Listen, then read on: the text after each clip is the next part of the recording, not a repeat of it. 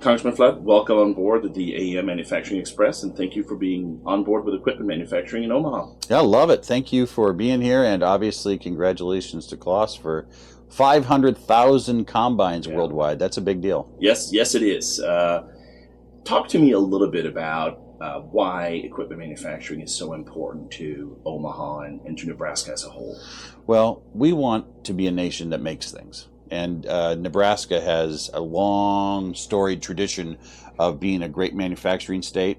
Part of it's because we've raised all these kids on farms, and they learn to fix things long before they even show up in high school, and it's in their blood. And so to get those folks to come in and help make combines and manufacture this equipment, it's a labor of love for our state. You know, we're the #1 state in ag receipts for good reason. We have a lot of corn, we have a lot of beans, we have the most beef of any state in the nation, and we're a very proud agriculture state. And so having this located here, I have to think that when Klaus was looking at where to put this, you can't get more centrally located than Omaha. And I'll tell you what, these jobs are important to us. They help build Omaha. They make Nebraska stronger. Looking out over those 100 and some employees today, you know, they're the heroes here. Yeah, they sure are, and our industry supports over 30,000 jobs in the state. So, you know, we're proud to say that Nebraska is a manufacturing state as well as an ag state. Tell us a little bit about, from your perspective, the policies that you see as critical to continuing to build on the successes that companies like Klaus have had here in Nebraska. Well, I've always been very strong on intellectual property. Right to repair is an issue that we've talked about before I even came into Congress. It's something I dealt with in the legislature.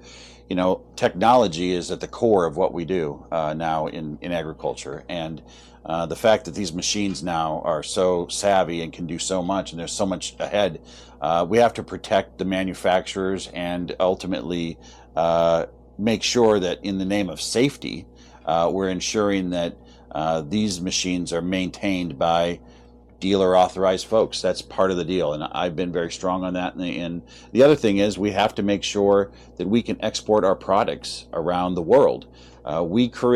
Nebraska feeds the world. Our beef, our pork, our grains, our soybeans, biodiesel. We have to have markets for that, and without markets for that, it's hard to generate the kind of revenue that we do here in Nebraska that we rely on. Oh, and I'm glad you brought up trade. That's so critical to us. 30% of all the equipment made in the U.S., including here in Nebraska, is destined for trade, for export, rather. And so if we don't have more markets overseas to sell equipment, we can't continue to create jobs here. So I'm glad to hear that. What is the one thing, or maybe a couple of things, that you wish more Americans knew about, whether it's rural or manufacturing communities like Omaha, or really, the thousands of them that are across the great state of Nebraska? Well, I think there's this perception of manufacturing that it's dark, it's dingy, it's loud, it's musty, it's noisy. None of that. You should walk through this plant here.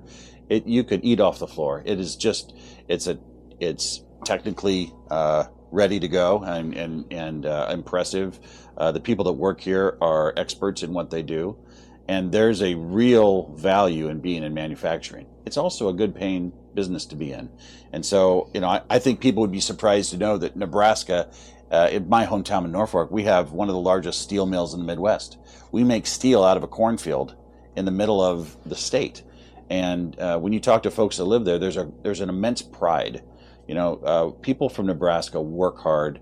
They are honest, they have integrity, they have character, and they're resilient. They'll drive 40 miles in a blizzard to get to work.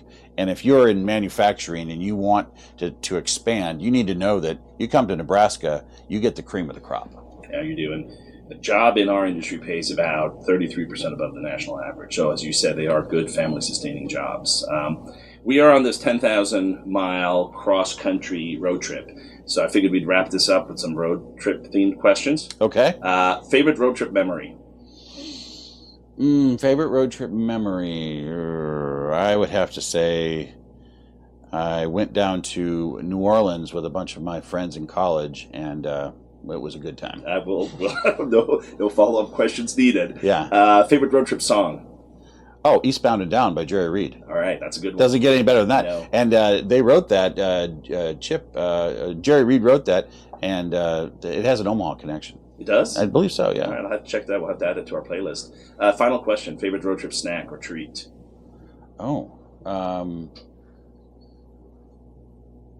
I would say crackers with a little peanut butter on Okay. them. How about that? I think that's a good. That's as good as it gets. Yeah. We'll sustain you. Well, Congressman, thank you so much for all you do for our industry here in Nebraska and Washington, and thank you for being on board with equipment manufacturing. Thanks, Kip. Thanks for asking me here today, and good luck on your trip. Enjoy the rest of your summer and fall. Yes, indeed. Thank you. You bet.